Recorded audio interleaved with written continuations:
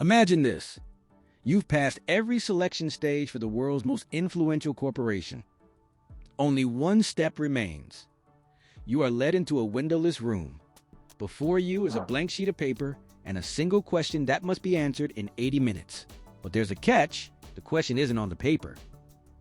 One mistake and you're thrown out. How far would you go to land your dream job when it's not just your career on the line, but your humanity?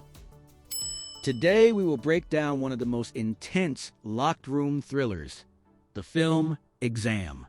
Imagine that you've gone through hundreds of interviews, tests, and screenings. You are the best of the best. And now you stand before the door where everything is decided. Your career, your status, and perhaps your entire life ahead. Stuart Haseldine's film Exam begins without long introductions, throwing us immediately into the cold, sterile atmosphere of a bunker. 8 finalists. One vacancy in a mysterious but omnipotent corporation. This isn't just an office job. It's a pass into the world of the elite. The director masterfully conveys the tension through details. Each participant prepares in their own way, but in everyone's eyes, you see the same thing, a readiness to go to the very end. This is the starting point of any social experiment. Place ambitious people in conditions of severe scarcity, and watch how quickly the thin veil of civilization peels away. The strongest plot device in the film is the conditions of the final test. The candidates are led into a windowless room, occupied only by an armed guard and the invigilator.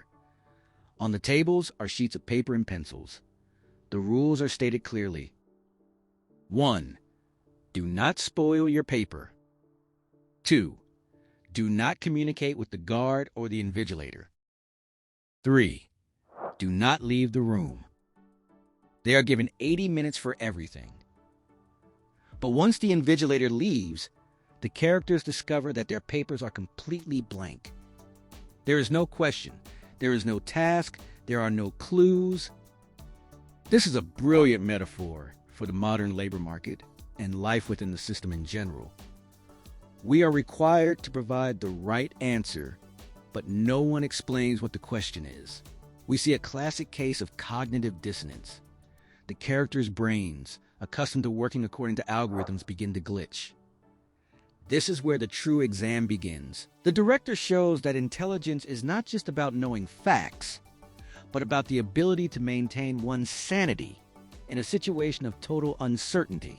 An interesting detail I want to draw your attention to is that we do not know the characters' names. To avoid getting close and to maintain distance, they assign each other nicknames based on physical traits: white, black, brown, brunette, blonde. This is a crucial psychological moment. As soon as you stop seeing a person as an individual and start seeing them as a function or a competitor, committing a betrayal becomes exponentially easier. White, played by Luke Mabley, immediately assumes the role of an unofficial leader, but a toxic one. He personifies the business shark type, for whom morality is a weakness that hinders efficiency. His strategy is simple: provoke others into breaking the rules so they eliminate themselves from the game. This is pure group dynamics analytics. In any closed group, there is always someone who wants to rise to the top by exploiting chaos. The room in which the characters are locked is a micro model of our world.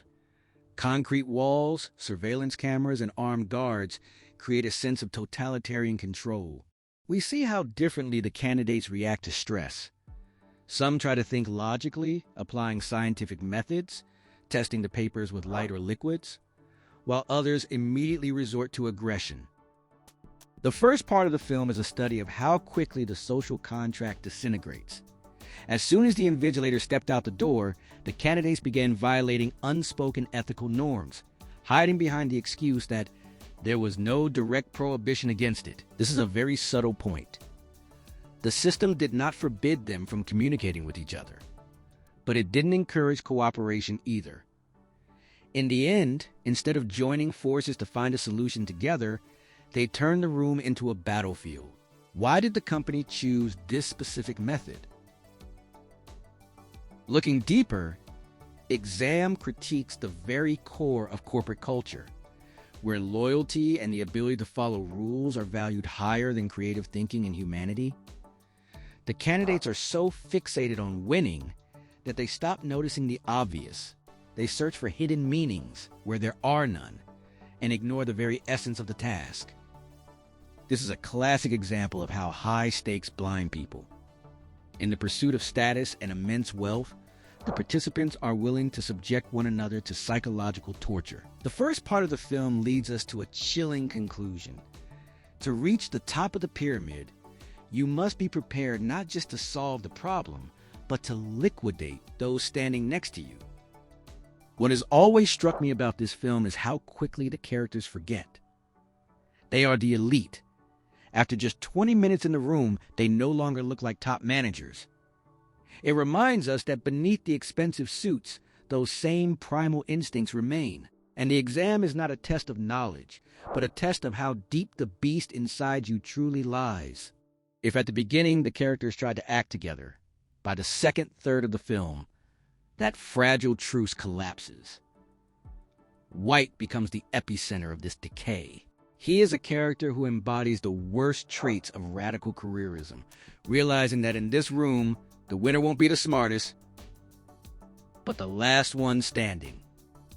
White begins to systematically liquidate his competitors by exploiting their own weaknesses. His tactic is psychological pressure. He provokes people into breaking the three main rules voiced by the invigilator. This is a crucial analytical point. White doesn't break the rules himself. He forces the system to discard the others by their own hands.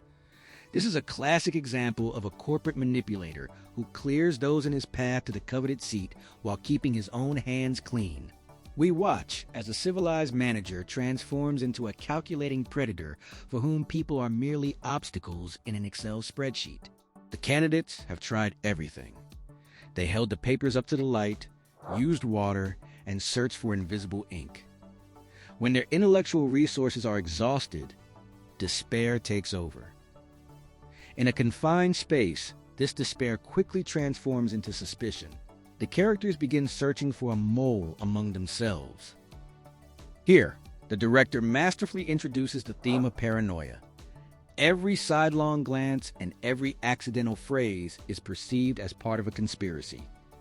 Brown, brunette, black, they all find themselves dragged into a game of who will snap first. We see scenes of harsh confrontation where moral boundaries are erased in the search for an answer. Threats and physical restraint come into play. This is no longer an exam for a job position. It is a test of how much humanity remains in a person when they are stripped of their basic sense of security. The analytics of the situation are frightening. Most people are ready to justify any cruelty by citing a noble goal or orders from above. Throughout the conflict, the characters are watched by a camera and a motionless guard.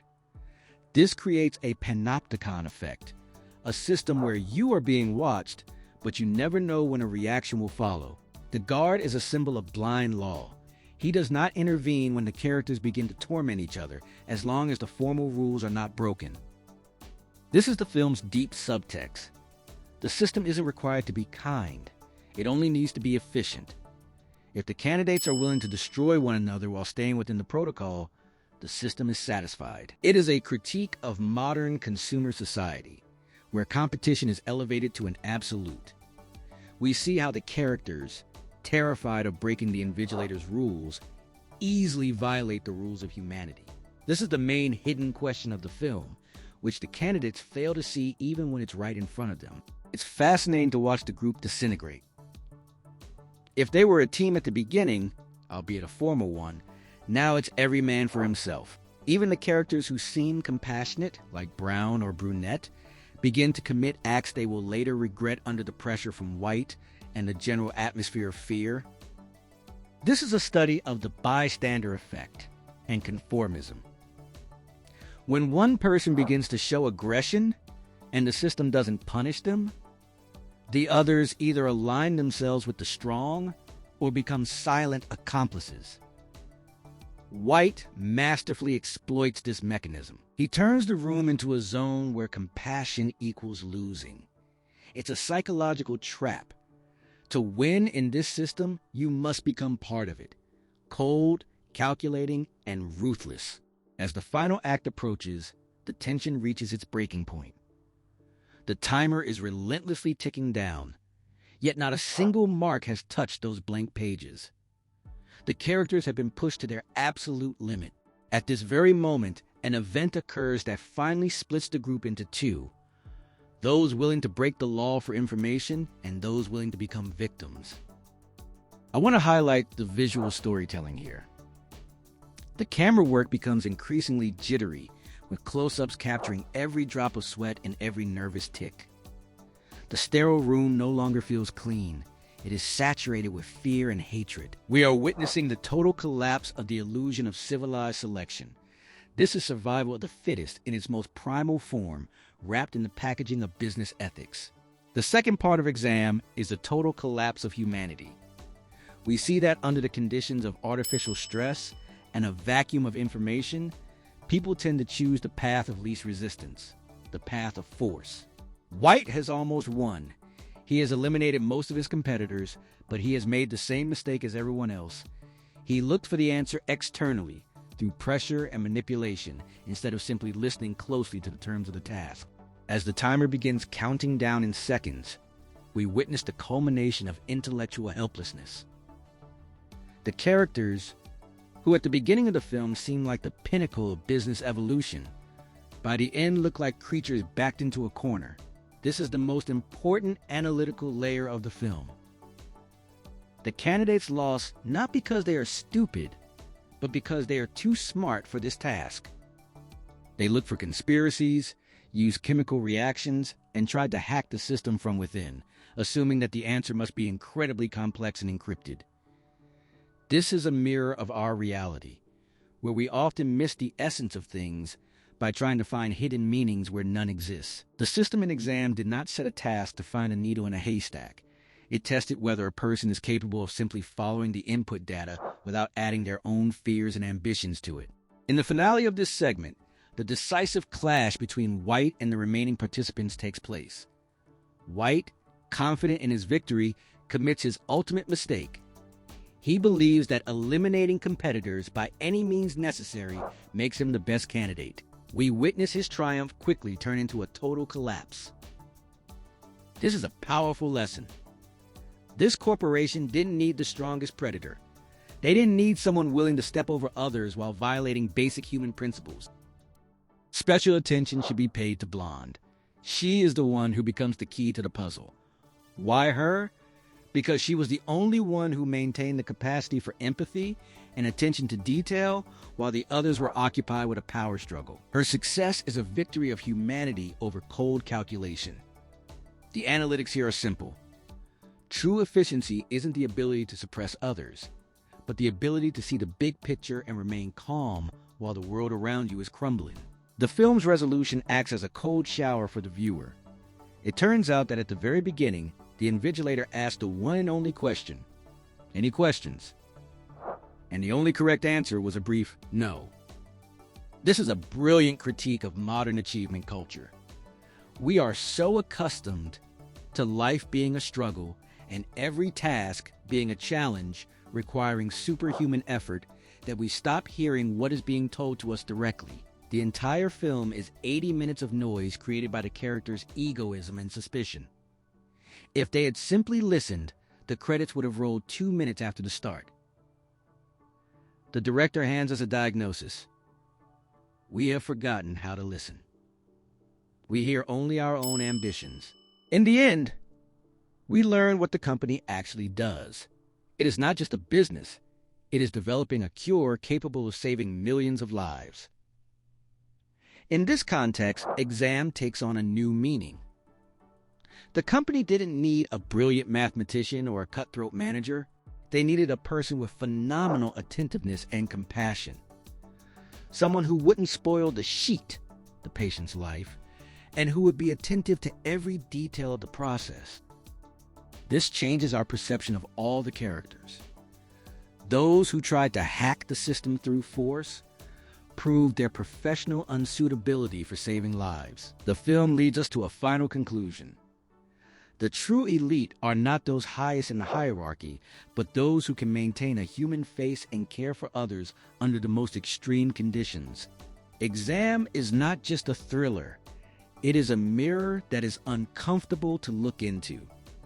It shows that the most difficult test of all is the test of simplicity. In a world where everyone tries to appear more complex and significant than they truly are, the winner is the one who knows how to simply listen and be honest. Do you think the company acted fairly toward the other candidates? And would you have been able to sit still knowing there was a blank sheet in front of you while the clock was ticking? Share your thoughts in the comments. Just a reminder, I've left the full title of the movie and where to find it in the pinned comment under this video. Don't forget to hit the like button if you enjoyed the breakdown, and subscribe to the Story Arc Cinema channel. Here, we dig deeper than it seems at first glance.